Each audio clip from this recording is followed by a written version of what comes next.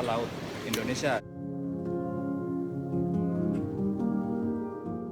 Ini adalah kawasan perairan Teluk Ciletuh, bagian dari pesisir selatan Sukabumi Selatan, di mana daerah lobster banyak terdapat di sini.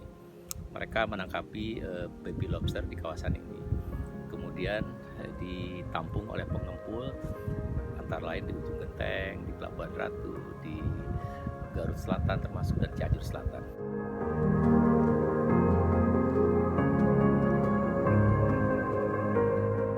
Saya kira dengan pemberlakuan Permen 12 tahun 2020 itu sebetulnya suatu kesempatan pengembangan budidaya lobster di Indonesia. Nah, hanya saja ada beberapa tata kelola yang kurang baik sehingga terjadilah moratorium ekspor baby lobster. Nah, bagaimana perkembangannya dengan budidaya? Mestinya ini juga suatu momentum untuk mengembangkan budidaya, untuk fokus ke budidaya. Hanya saja memang dengan adanya moratorium ini itu menyebabkan input produksi baby lobster maupun juga juvenil serta lobster muda itu menjadi sulit, bahkan untuk keperluan pengembangan budidaya sekalipun. Nah, ini saya kira dibutuhkan suatu kesiapan, ya, instrumen untuk bagaimana pemberlakuan suatu peraturan yang nantinya tidak juga berdampak buruk ke pengembangan budidaya.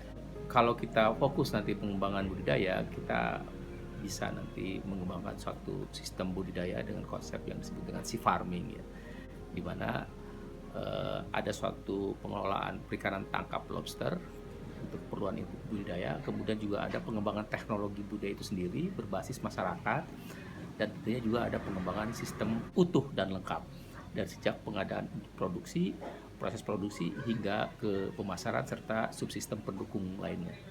Semoga kondisi-kondisi ini memberi jalan bagi kita untuk mengembangkan sea farming lobster di Indonesia. Saya setuju dengan rencana pemerintah bahwa lobster itu untuk dibudidayakan di Indonesia. Cuman kalau bisa tempatnya pemerintah harus sediakan di mana, harus diteliti dulu supaya budidaya kita berhasil. Yang kedua, dari bibit BBL itu kalau di budaya langsung sampai konsumsi itu waktu terlalu lama. Orang bakal bosan dan mungkin kehabisan dana untuk biaya itu sendiri. Jadi sebaiknya kalau menurut saya itu dipilah-pilah. Misalnya dari BBL sampai ke jangkrik itu ada khusus orangnya. Nah, dari jangkrik baru ke ukuran 100 gram. Itu lagi. Nah, dari 100 gram baru ke pembesaran. Mungkin ada 3 atau 4 tahapan, ya. BBL sampai jangkrik sampai ukuran 100, dari 100 sampai konsumsi. Itu saya rasa nggak terlalu lama budayanya. Harus ada dari perguruan tinggi untuk membina para nelayan terkait dengan budidaya itu. Karena kalau kita budidaya tanpa ilmunya, saya rasa nggak akan berhasil. Itu penting supaya rencana pemerintah untuk dorong budidaya itu berhasil.